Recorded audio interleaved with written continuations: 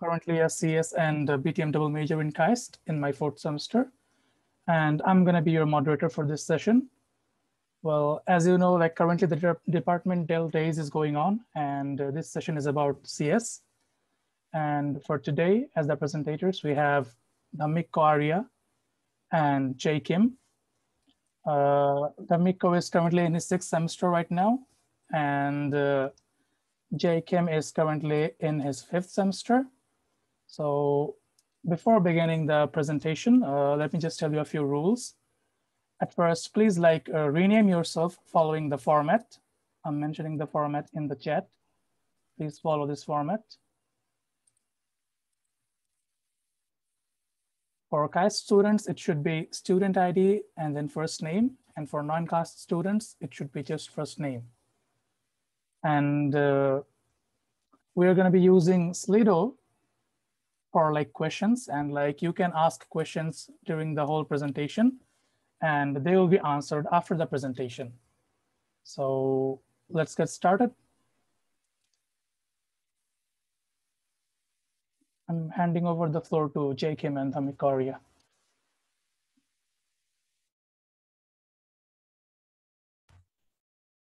Okay, can you hear me? Yes. Okay, good. Hello, this is the Department of Computing from the KAIST School of Computing.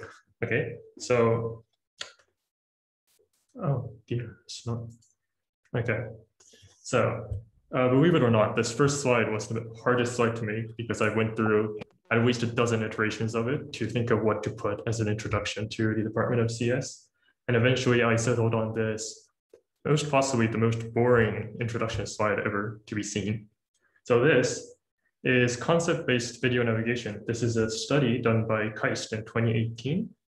It was the winner of the ACM-CHI research, but that's not important. So the reason why I got this from the introduction side is because this, to me, represented why I wanted to come to the Department of CS in the first place. So this, basically what this is, it helps lecturers explain to students that what their lecture is about. So if you submit a lecture video file, the automated program makes a concept-based video tree, if you see on the right. And you can click on these little orange boxes to travel to the specific points in time to the lecture where you can actually hear where the points are being said. I actually don't know why they're not using this for kills, possibly because it's not too efficient, yes.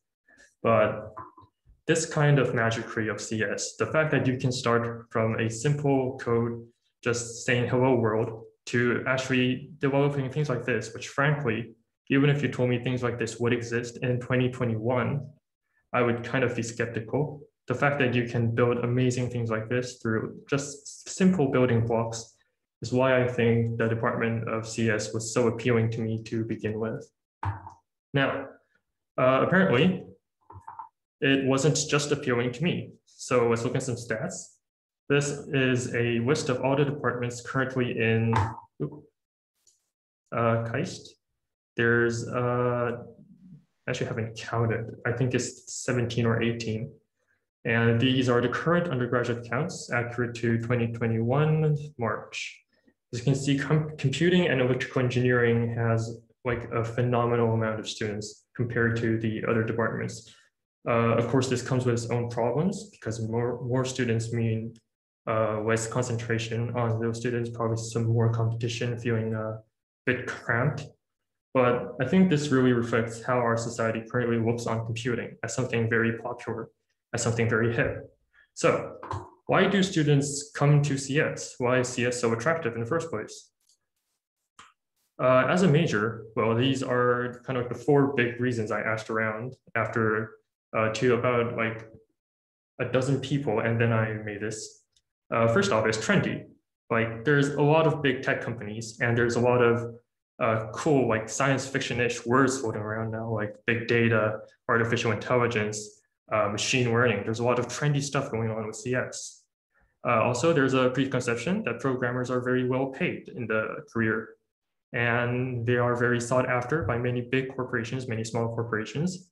And also, CS is a very handy skill set to have, regardless of what you're planning to do in your future. Also, other than these reasons, also they're very similar. People also do CS as a sub or alternate major. Most importantly, programming just sounds cool, right? And also, for the sub majors and alternate majors, programming sounds like it's easier to get into. The accessibility is very high. You can just learn programming from any internet courses. And also, it feels like something that you can just jump into without getting any prerequisites. Also, even if you're in another department like chemistry, biology, or physics, learning CS as a major allows you to make your own stuff and not always need the support of a developer. Right. So, are you suitable for CS? Well, these are one of the pros of computer science, in that there is really no prerequisite from high school. There's no CS courses in normal high schools. So you can basically start CS where everyone else starts CS. Other than some people who studied before high school, there are people who do that. Also, it's heavily based on logics and abstraction. So if you're suitable for this or you're interested in logics, algorithms, or like machine learning, deep learning, system design, or network, you should come to CS and learn more about these topics.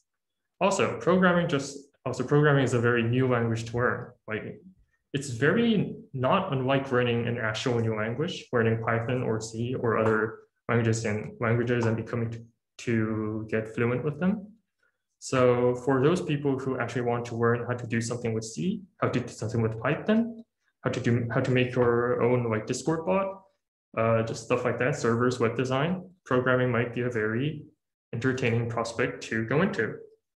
Now, these are all the pros I listed for CS, and now I will start talking about the cons, which is basically the entirety of this presentation.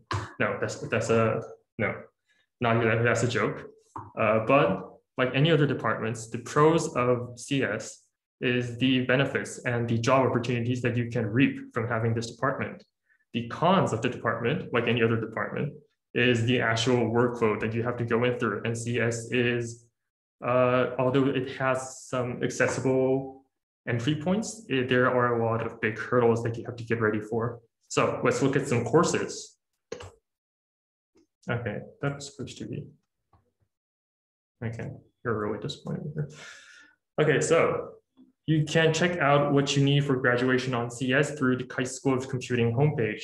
Through here, you can look at these different tabs. You can go into the education tab. You can go into the education area section. And you can also look at all the different courses there. Also, you can just go into education courses, and then you can pull up the graduation requirements. Now, I hope here's a bit more. Oh, yep. Oh, yeah, sorry. Also, there's, you can go into bulletin.kaist.ac.kr. They have all the major course requirements for all the departments. You can also check this out in the School of Computing section. But here's a bit of more of a handy graphic for you. So, graduation requirements for computer science. You have to complete at least 130 credits. That's not unlike other departments. You have to have 9 credits of elective basic courses. One of them have to be linear algebra. And also you have to complete 19 credits of mandatory major courses. You have to complete 24 credits of elective major courses, and you need to do 3 credits of research at least. So we're going to start off with mandatory major courses because elective basic courses aren't really CS stuff. So you can probably learn about them other places, and there's a lot of courses to get through. So there's 6 mandatory major courses. There's discrete mathematics, data structure, intro to algorithms, computer organization, programming language, and operating system. I put air quote marks there because there's not actually 6. This is disguised because there's actually 12. Because in order to understand these final 3 courses, it is recommended by a lot of people to have these prerequisites: digital system and lab, programming principles, and system programming.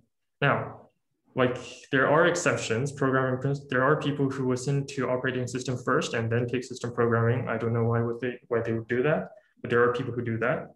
The other exceptions are more common. Digital systems and labs is often just skipped over because it's not as much a mandatory thing to learn for computer organization. That also goes with programming principles. It just makes it easier to understand, but it's not completely mandatory. The last three ones, the smaller ones, the Introduction to Computer Networks, Introduction to Database, and Computer Science Project are very recommended courses of this department. It means that after you finish these 6 mandatory courses, you should probably take these take this before you graduate to get the most out of studying in KAIST, because these are the important ones that you will use later in your job prospects. Now, this also varies. This also varies on what you are going to actually major on, or what you're actually going to do after your job or as a grad student. But in general, these 3 are very recommended. So we're going to take a deeper look at these courses through what I like to call workflows. So we're with elective courses. Also, there's a lot of CS courses. So there's no way we're going to cover every single course there is. So we're going to look at the major subclasses and the major courses from those subclasses and explain to you what kind of paths you can take if you're going to think of a CS department major or a sub-major, yeah. So the department homepage does offer a different way to sort the courses by 8 groups, as shown, where is it? Yeah, as shown here. In education areas, there's computing theory, system networks, all the way to interactive computing. I'm personally not going to categorize the courses through those 8 means because those have a bit of overlap, and I think this is a bit of a simpler way to do it. So you can always just look at those 8 categories to get a feeling for how KAIST categorizes, and this is more or less a personal categorization. Right, so before we start about that, I'm going to talk briefly about coursework. There's 3 kind of courseworks in KAIST, in CS. There's the simple homework, which is in like most departments. You solve problems, usually handed in by typed or written sheets. These are frequent, I would say. Some courses have them every week, some courses have them every 2 to 3 weeks. Assignments, they are programming problems that takes 1 or 2 days to complete if you're familiar with the course materials of the course. Well, yeah. And these will be, well, these vary. Commonly there's about 4 or 5 assignments for courses if they have assignments. If they don't have assignments, they usually have projects. These are programming problems that take at least a week and up to a semester to complete in some cases. And these will be called like project courses. And these are commonly considered to be the more difficult parts of CS. Right, okay. So there are a total of 9 subclasses from 0 to 8 CS style. So we're going to start with subclass 0, theory. So subclass 0 is about theory, and it's about how you will solve a particular problem. Is there a valid way to solve that problem? And if you can provide proof for that problem. Most of this is actually mandatory. It starts with CS 101, which you all have to have done, Introduction to Programming. It also continues with mandatory courses such as discrete mathematics, data structure, and Introduction to Algorithms. These are about theory, and these are very mathematical. So you won't be using a lot of computers during these classes, but you will be doing a lot of homework that is written problems. There are also more advanced courses for this. I put as an example as this as CS 402, Introduction to Logic for Computer Science. But going forward, courses that have like CS 4 or 3, I will not explain too much in detail because those are for later parts and for like 3rd and 4th grades. Right. So also about subclass 0 to 4 and then 6 is pretty much mandatory. So every subclass that I'm speaking about now, you have to dabble in it at least once or twice during your time at KAIST. It's not like you can just choose not to take this subclass. So 0 to 5, I'm going to talk about this later again, but 0 to 4 and then 6 will be the mandatory subclasses. And then you can choose from 5, 7, and 8 to what you will more, to be more specific on. Sorry, words. Ugh. So subclass 1, this is architecture. There's this is CS311, which is a mandatory course, computer organization.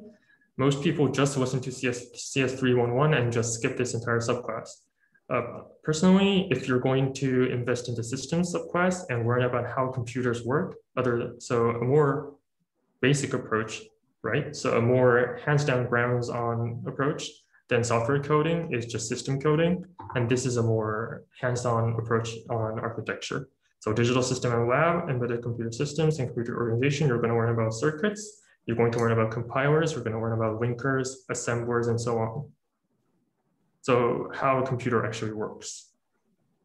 Subclass 2 is programming languages, Python, C, F#, R. These consist of what should a programming language do and how does the computer understand said languages. It has programming principles, language, formal languages, compiler design. I personally don't subscribe to this subclass, so I've only taken like one or two of it. But this is a very interesting journey to have if you're interested in the logic behind programming languages. I strongly recommend listening to PP before listening to PL, which is a mandatory course, but there are people who only listen to PL. Okay, subclass 3, I'm going to speed things up from here because it's getting a lot shorter now. Subclass 3 is systems. So this is a direct correlation to subclass 1, which was architecture. This is comprised of mainly two things, system programming and operating systems and lab. And this is basically the two hardest courses. No, not true. These are the hardest group of courses to exist in CS. Operating system and lab is known as the devil of CS. This is a mandatory course, by the way. This is a mandatory course, which is positively demonic to get through. You should probably listen to system programming to get through it, although system programming is also quite a hassle to get through. These are very hard courses, so most people prepare in advance in vacations, in summer breaks or fall winter breaks to prepare for these courses. And you can find course material or like course lab projects floating around in Google, and you can study off those. But these are the hard ones of TCS courses. Right, subclass 4 is network. It's all about network. Introduction to computer network is probably what you should take before graduating. This is all about network. That's all I can say about it. This is also very challenging, I've heard. But CS341 is very essential if you're going to go into any sort of server, backend, front-end, or network-related jobs. I'm going to skip subclass 5 because, as you recall, 0 to 4 and 6 are the mandatory ones, semi-mandatory ones. And subclass 6 is comprised solely of database. There's only one course with the tagline 6, which is CS360, an introduction to database. Oh, I forgot to mention. I think you've probably already caught onto it, but the subclasses are the second numbers of the course numbers. Yeah. An introduction to database is the only one that has a 6 as a second number. This is the only course related to database in undergraduate studies. And that should probably tell you how important this course is. Right, I'm going to breeze through the next one. Subclass 5 is software engineering. How do you develop software? How do you test software? Subclass 7 is human-computer interactions. So how do I use computers for this task? And can computers act like humans? So like text mining, artificial intelligence, intelligent robot design, and language processing. Subclass 8 is computer graphics. So you have introduction to computer graphics, computer animation, computer vision, and I don't know why computer ethics is in here. I think it's because there's a controversy about deep faking or stuff like that. So these are the more specific subclasses that you will later choose. Note how the numbers always start from 3, choosing your later years of CS. Oh, there's a 2. And after you've completed the previous subclasses and you've decided where to go with your future, you can choose one of these classes to dive deep on. So if you want to do software engineering, you listen to these classes. If you want if you want to learn more about machine learning and AI, subclass 7 is a very good path for you. If you're interested in computer graphics like CG used in movies, subclass 8 is a very good path for you. So, oh yeah, also there's a final subclass, subclass 9, and it's always reserved for special lectures. So the topics vary from time to time. and from semester to semester. It's just called as a group CS492 Special Topics Computer Science. Yeah. Okay, so this is an example plan of how you should take CS courses. Now, there's a lot of CS courses listed here. I'm not saying you should listen to these all. The transparent ones are more suggested ones, and bold ones are the ones that you should probably listen to. This is based on a course schedule of one of my friends. And this basically has this similar idea. So you can see the 0, 1, 2, 3, 4 tracks that are all bolded out. And then you have the specific workflows that you can start from year 4. Yeah, and also you can design your own structural algorithms and policies by going into the cskite.ac.kr site and looking at some more examples or looking at some more structures. Right, so you've taken all the courses, you've learned all the textbook materials, but where else can you learn in CS? There's 3 different ways that you can learn CS in KAIST. You can either go to colloquium talks, job talks, or invited talks. Colloquium talks are of average quality. These are hosted by active professors currently in KAIST or outside of KAIST who are active in the CS community. And these are mostly targeted to graduates, but also as a courtesy, the first 5 or 15 minutes are always comprised of stuff that undergraduates can understand. So it's an introduction to that. And after the 15 minutes, they start talking about grad stuff. And you probably won't understand, but it's still a good experience to be there to see where the future of technology is going. So you can go to colloquium talks to get stuff about information. So job talks. Job talks are often very high quality. Job talks are hosted by prospective employers of KAIST. So this is what basically, if you want to be a professor at KAIST, you have to go through a job talk. So in order to get a professor's spot, they asked you to do a test talk. These are what they are. And because of that, they're often very well prepared for and very high quality. They're targeted to a general CS audience, so everyone can understand them.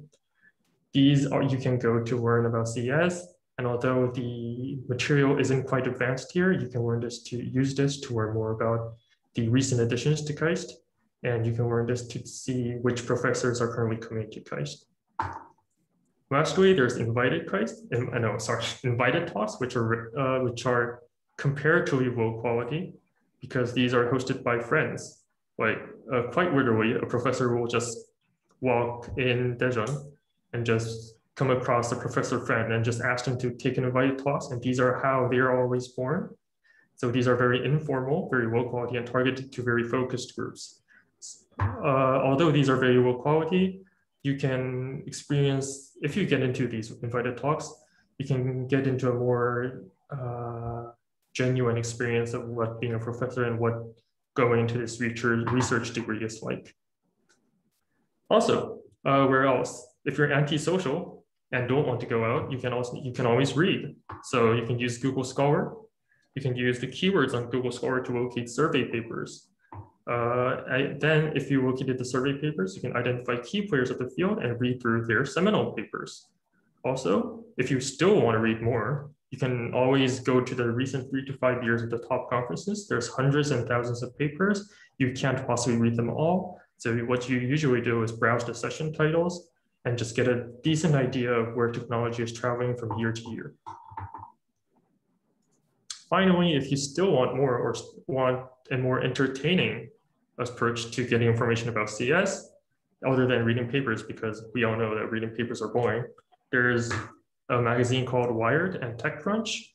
TechCrunch actually does a Twitter feed, I think. Wired and TechCrunch are the more public ones. And there's also a more scientific journal called Communications of the ACM.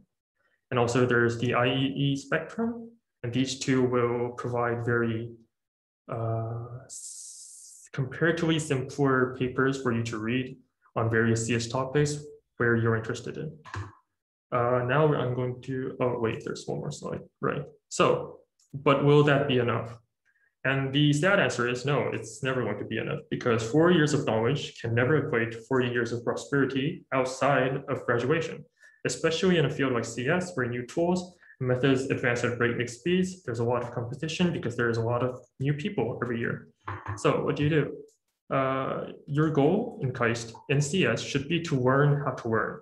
So there's a lot of courses you're going to experience a lot of different programming languages. You're going to experience a lot of different programming tools. And it's okay if you're not perfect at all that. It's okay if you struggle during the difficult courses. And it's okay if you forget some of the programming languages that you learn in KAIST.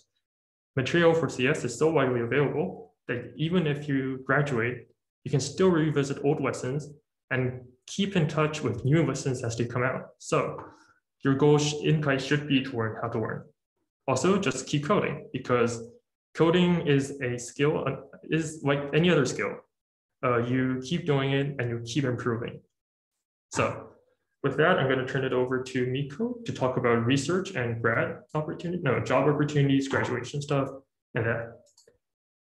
Right, thank you, Jay. So because of the time constraint, I wouldn't explain it for very long. So what's next, right? So you've talked about how we study and how we can handle the academic stuff. So what's next? We could do research. You want to get the jobs, right? So let's talk about research. So these three options, like research in computer science project, and individual study, are the options that you can take. And these are the classes, actually. Like you just apply it in your portal, and it's just like your normal courses, but you're gonna enter a lab and you will do the lab stuffs, the lab work. So for research in computer science, so normally, based on my friends and what I'm doing right now, so normally you would try to learn to take the individual study. So you just email the professor straight away, and you can discuss about your research interests and why you joined that lab to your professor, and then you can get approval from your professor to work in his lab, in his or her lab. So you're going to be a member of the lab soon. And then after that, you can do research in computer science.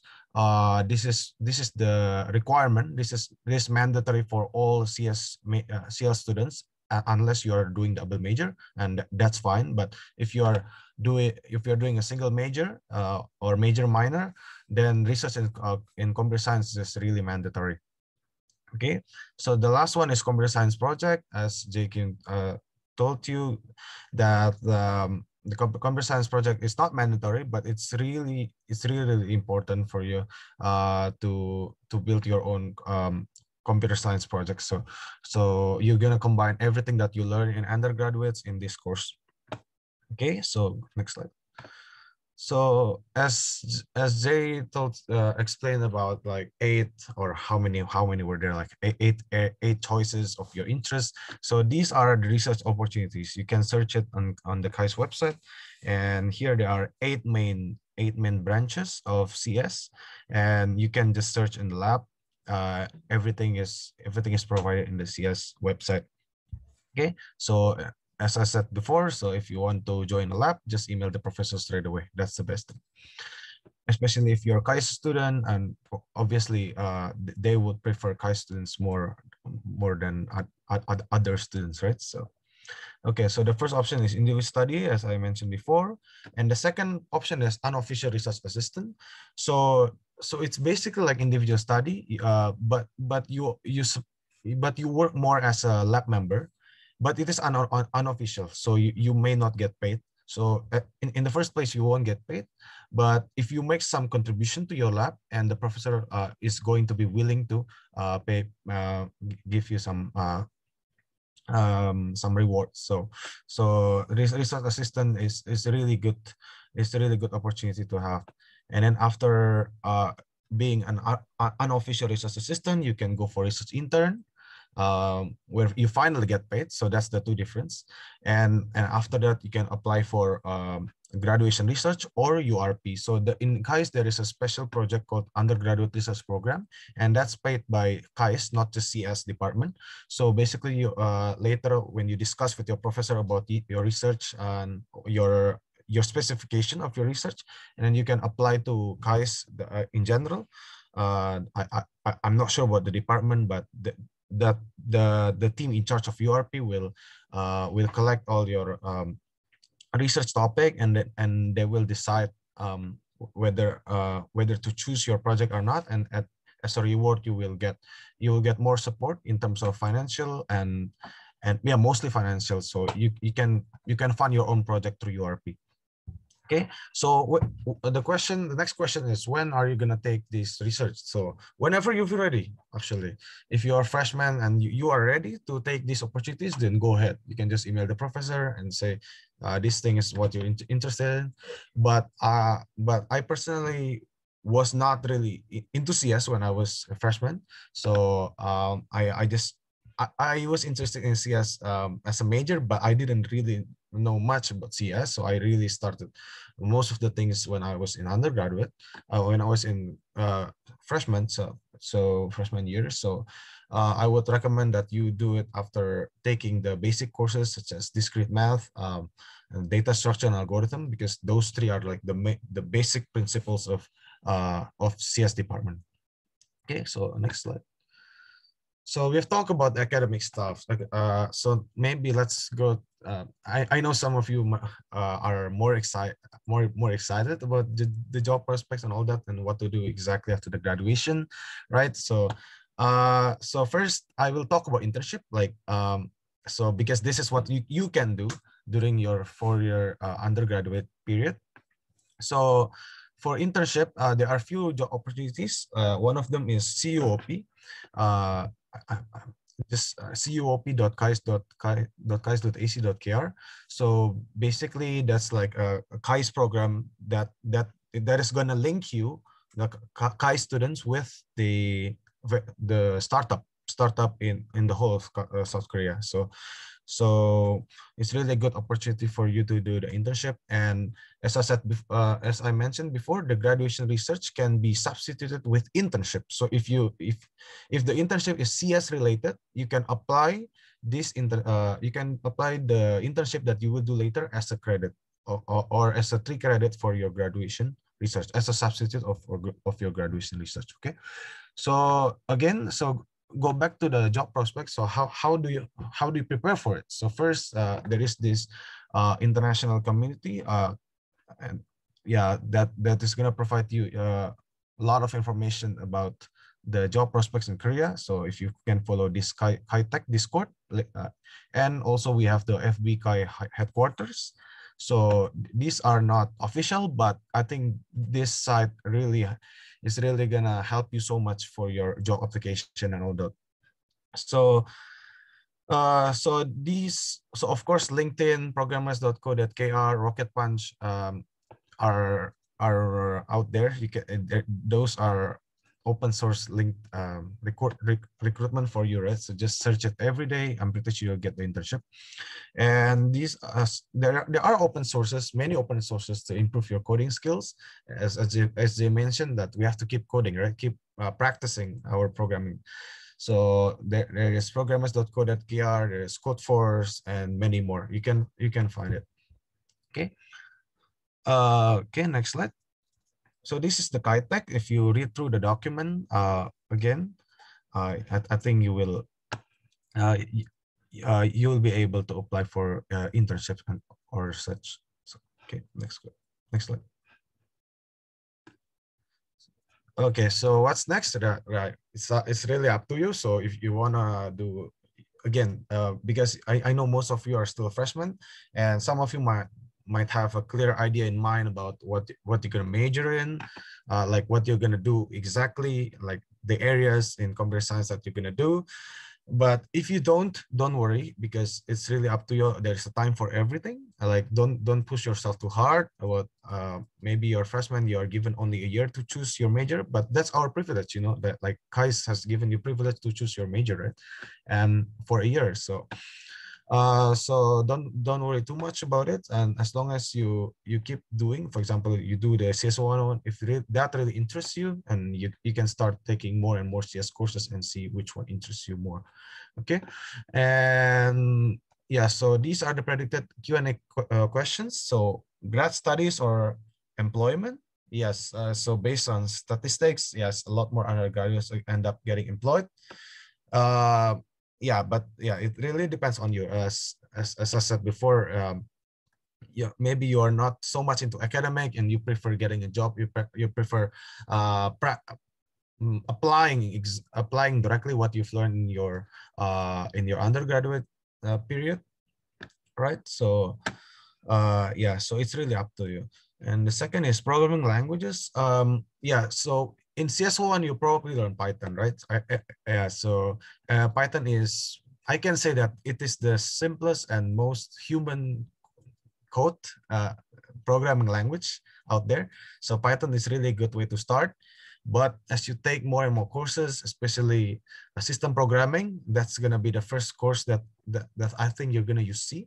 And then after system programming, there's computer organization, operating system, computer networks. They all use C. Okay, so just C, not C++, just C. So it's big, because C is like the basic, right? The basic of the code, like Unix code. So it's really based on the system language. So yeah, so you will really have to learn C later. So yeah, I'm taking operating system right now. So yeah, it's as Jay says, it's really, the workload is really horrible, I would say.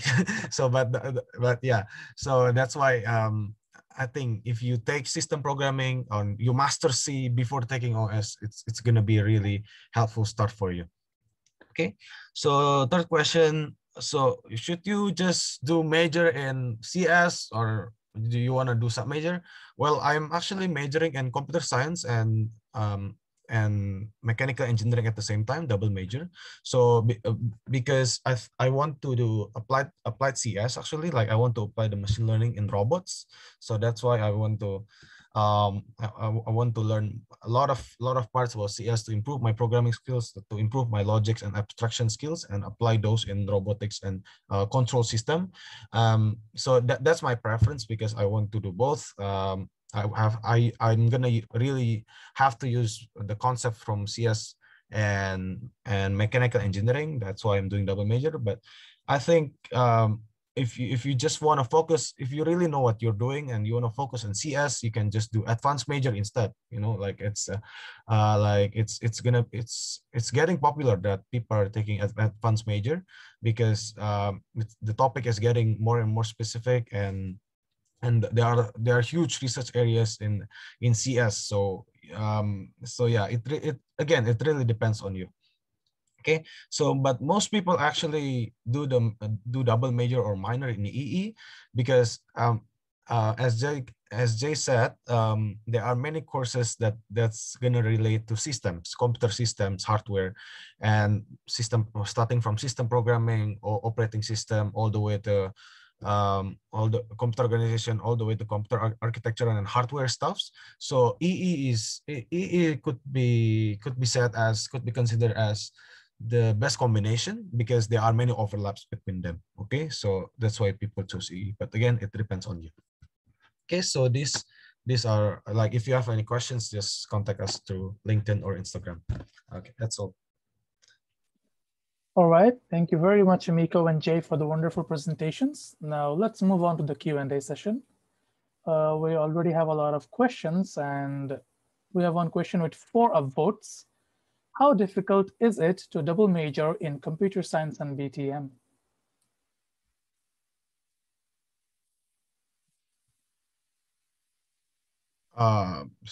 Maybe should I answer that? Also, yeah, a lot of my friends are majoring in computer science and BTM, to be honest. So BTM, again, is I cannot say that it's not heavy, but it could be considered as the least heaviest in any major in CAIS, yeah.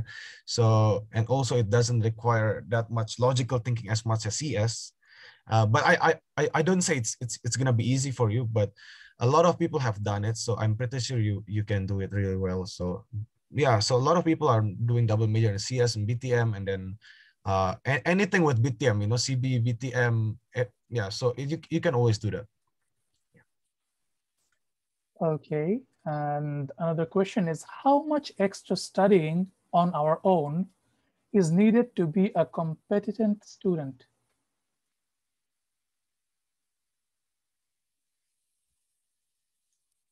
You want to do this? Or I think it mostly depends on where you start from, because as I've mentioned that there are some people who start off in the CS department knowing nothing, and there are some people who start off having studied for CS for like Olympiads or just problem solving or like other sites.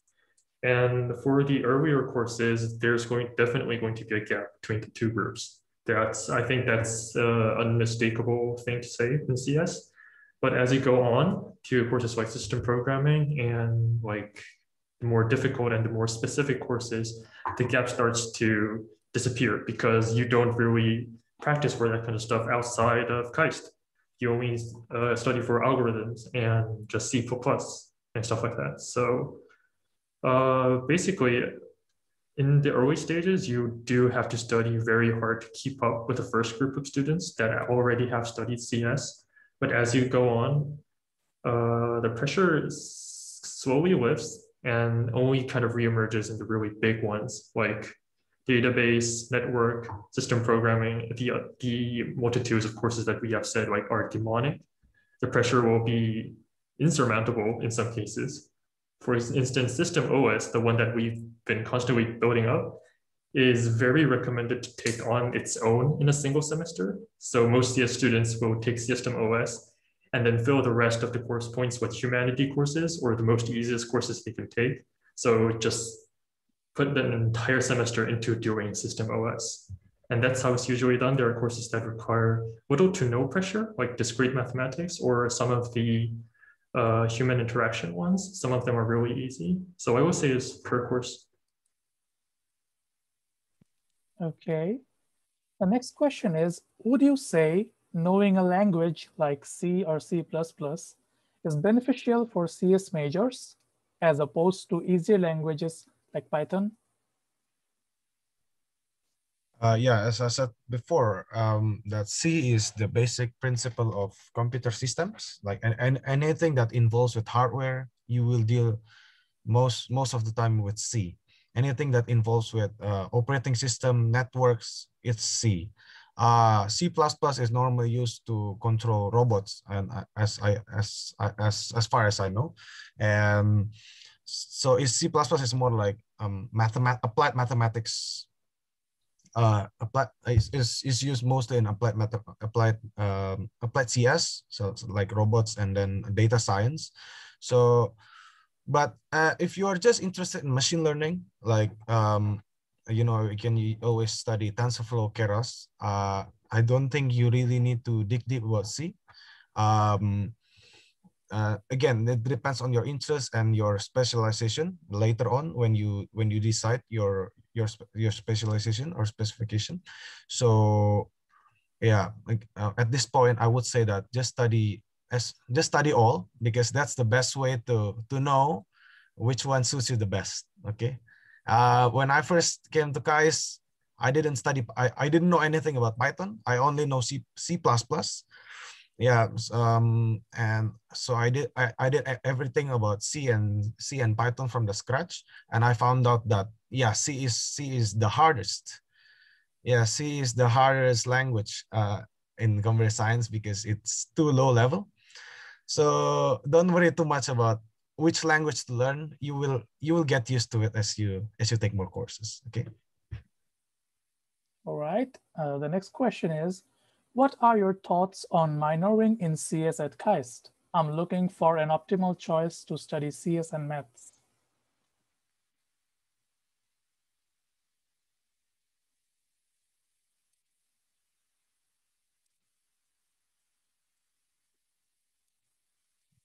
Okay, so I'll answer that.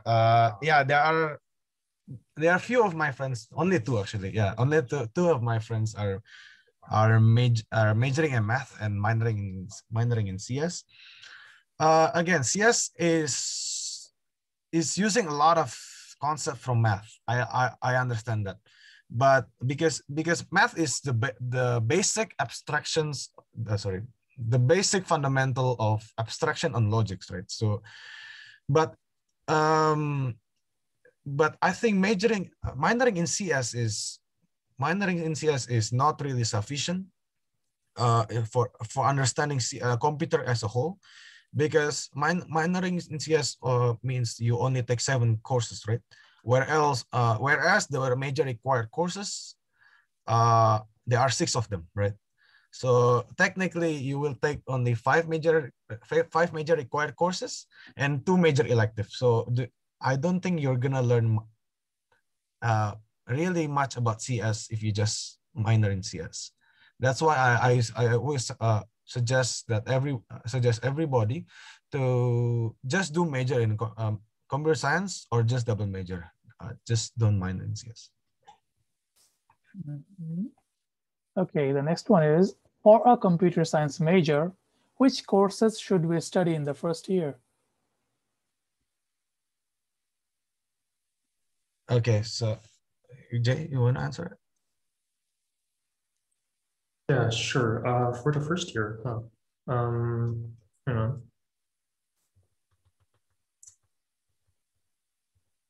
I think this is going to be available later, I think. For the first year, okay, for this coursework, it's actually none of them are in the first year except Introduction to Programming, because this friend actually decided to go to a CS major a bit late than normal people. But I would usually say you should listen to discrete mathematics, data structure, and if you're feeling brave, programming principles maybe in your first year. But usually in your first year, you don't have the choice, I would say, because without a major, you are automatically relegated to the bottom of the long line that people queue up to listen to these courses. So I would say just apply for data structure, apply for discrete mathematics, apply for programming principles, apply for digital system and lab, and take the course that you like get raffled for, because it's honestly like 10%, I think, for a non-major freshman student. From your second year, it's going to be easy, but from your first year, it's going to be very hard.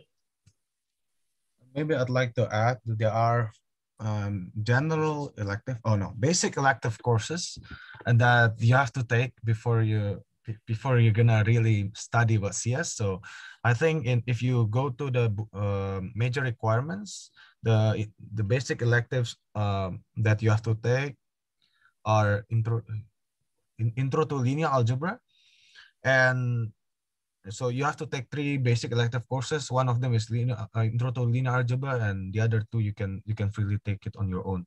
But yeah, intro to linear algebra is the basic block of CS, because it's going to be used in mostly in everything in CS. Yeah, I would say, especially if you want to dig deep about machine learning, computer vision, and then later, deep learning and all that. So yeah. So intro to linear algebra is definitely a must take course. Okay. So the next question, I think it's already been answered. To what extent maths is necessary for CS?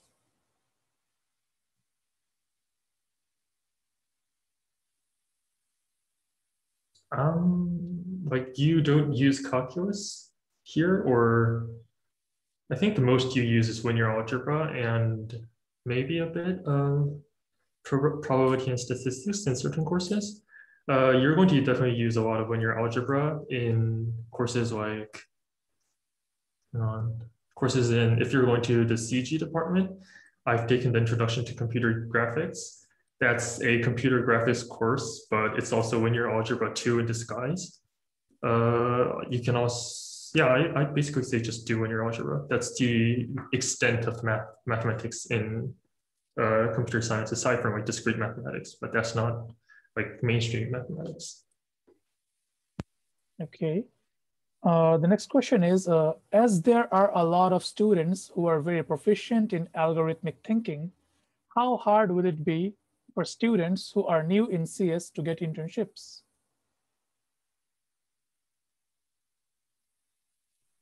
Okay. Again, getting the internship is gonna be dependent on your not just your courses, but interview matters, and at the end of the day, right? And coding interview, I got in coding interview and problem solving interview. And at first, I didn't study. I didn't prepare that much for my first interview. And that time I realized that, oh yeah, my algorithmic thinking is not really that great. I mean, yeah. So, and I then tried to just learn about the code force. If you go to code force and try to solve as many problems there, I think you can improve your coding thinking dramatically. Well, courses, yes, like algorithms, data structure, are gonna help your algorithmic thinking. But again, those are courses. Those you're just given the basic concepts, and the professor or the TAs are gonna give you homeworks. But those are the simple homeworks. In the coding interview or even in the jobs, the problems are complex, and we have to go beyond what we learn in class. So that's why I recommend that everybody to just look for open sources. There are just many abundance of open sources out there in CS, especially in CS, right? You can even, a lot of people say that, okay, you don't even need to major in CS if you just want to be software engineer, like without any understanding of computer systems. That doesn't downgrade the value of CS, but at some point it is true. So at some point you will feel that you just major in Stack Overflow or just in open source. You just major in internet. You get the most.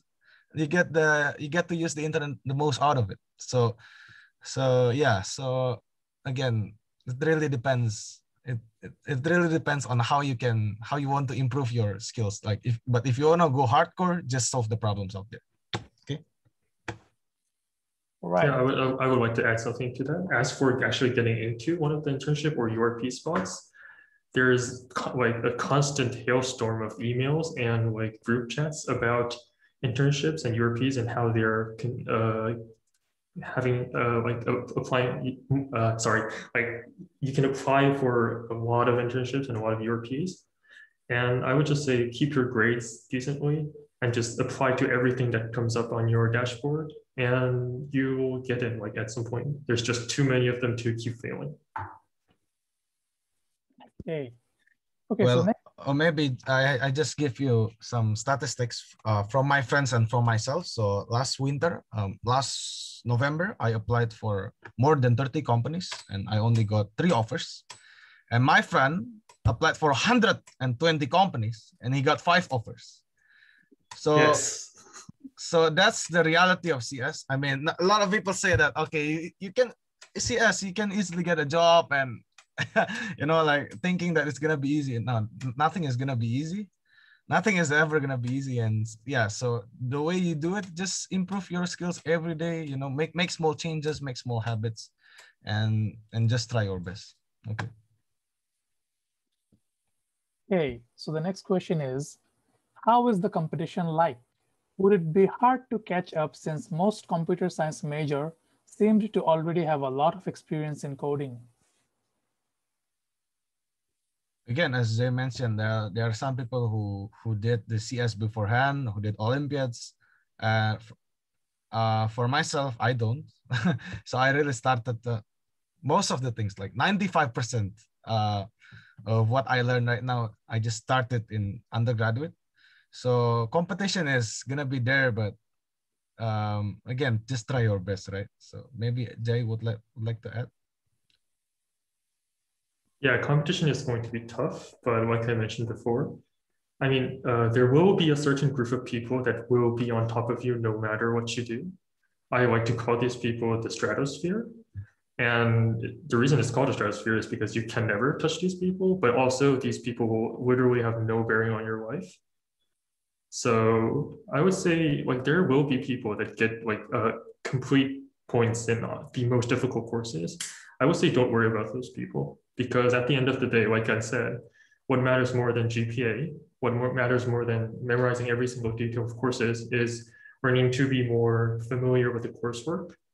So there's just a really thin, tiny like layer up here, and then the big body, I think the competition there is kind of manageable. And that's the big part that you have to worry about. So don't worry about the people like way up top.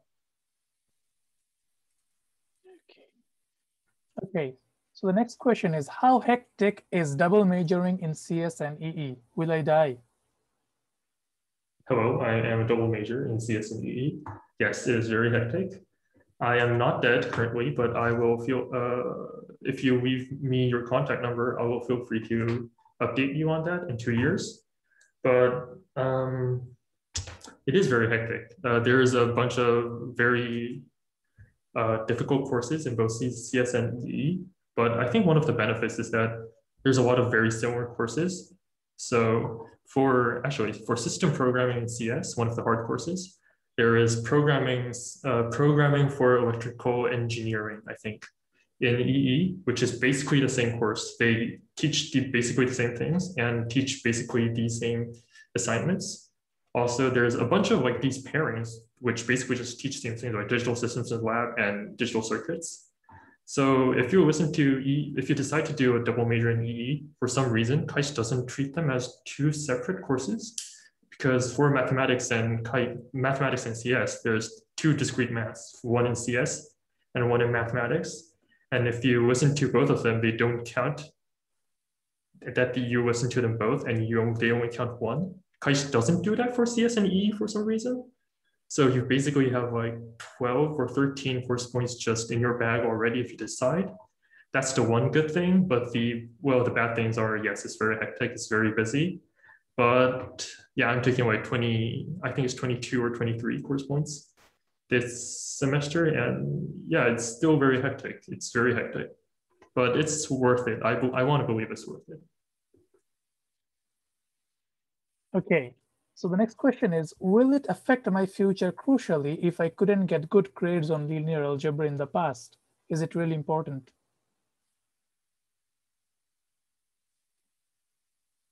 I feel like it really depends on what you want to do with your future, because if you want to go straight to a job, I would say not really, because most of the job companies that you're probably looking into, whether in Korea or internationally, already have KAIST students there. So KAIST is already a pretty named university.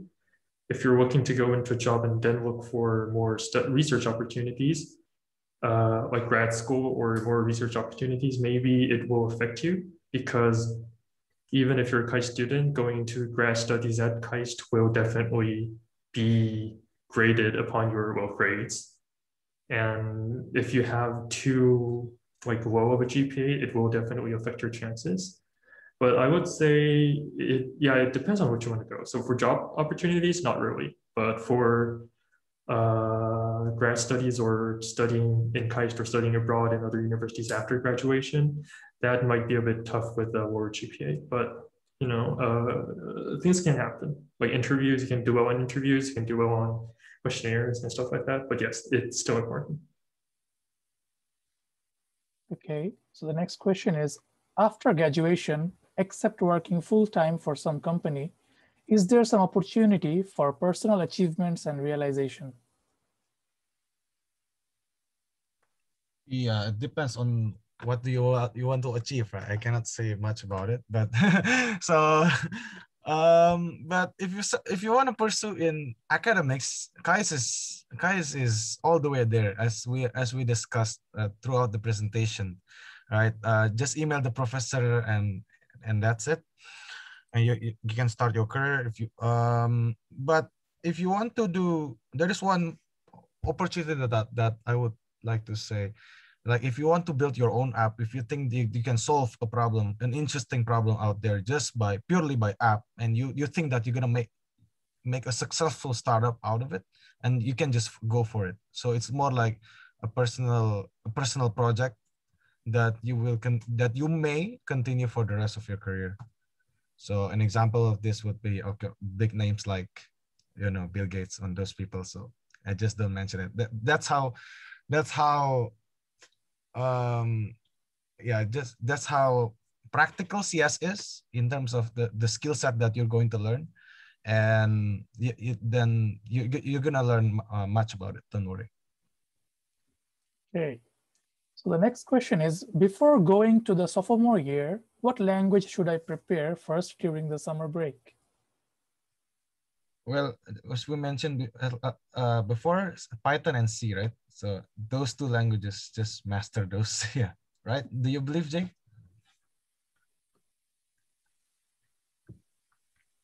Right, it's okay. Okay, so how helpful discrete mathematics would be relevant for CS? Wait, can you say that again? How helpful discrete mathematics would be relevant for CS? First off, it's a mandatory course, so you should take it. And that's actually an interesting question. I think it helps with introduction to algorithms, and I think it helps with the theory subclass. Yes, thank you. I think it connects to this theory subclass, and I guess principles of it. So most of CS, like in this course, like for example, in programming principles, you learn the language F#, and basically you will only ever use F# in your entire life, even if you become a CS developer or something. In that single course, you will never see F# again, but still you learn F# there.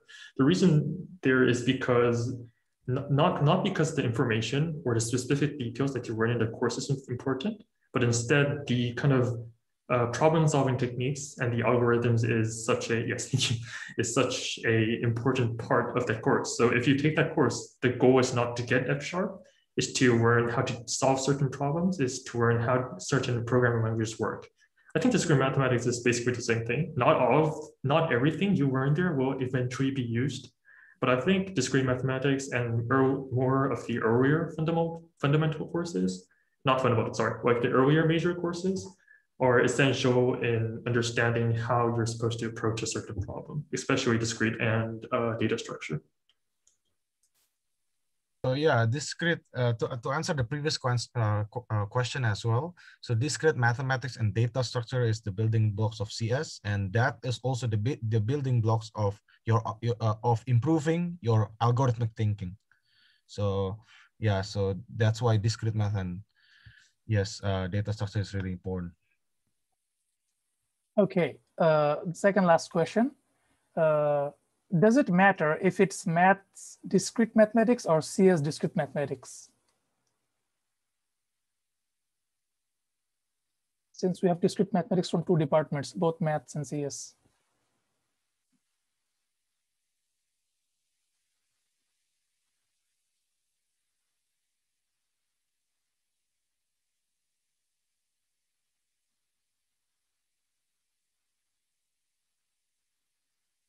Okay, yeah, I actually wrote something about this down because I thought this might come up.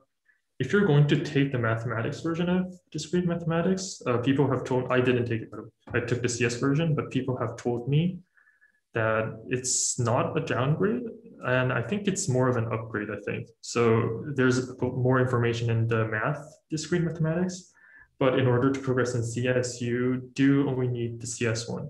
But if you're going to take the math one, I think there's a prerequisite in the math. I think it's logic and sets.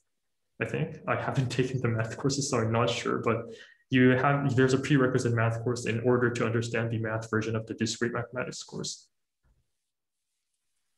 Okay, the last question. Is discrete mathematics and linear algebra doable in the first year together? Yes, very doable. Yeah, don't worry. Maybe in second semester, maybe you can take linear algebra in your first semester and discrete on the second semester. And even if you want to take it at the same time, that's fine too. Well, I myself took data structure before discrete mathematics. That's not recommended, but right after intro to CS1, you can even take the data structure straight away. Yeah. Okay, so that ends all of the questions. Thank you very much, Miko and Jay, for your presentation and answering the questions. And thanks everyone for participating in the session. And I hope that everyone found it useful. So I think I'll be ending the session right now then. Thank you everyone for participating, and especially thank you, Miko and Jay. Thank you. Thank you for coming. Yeah.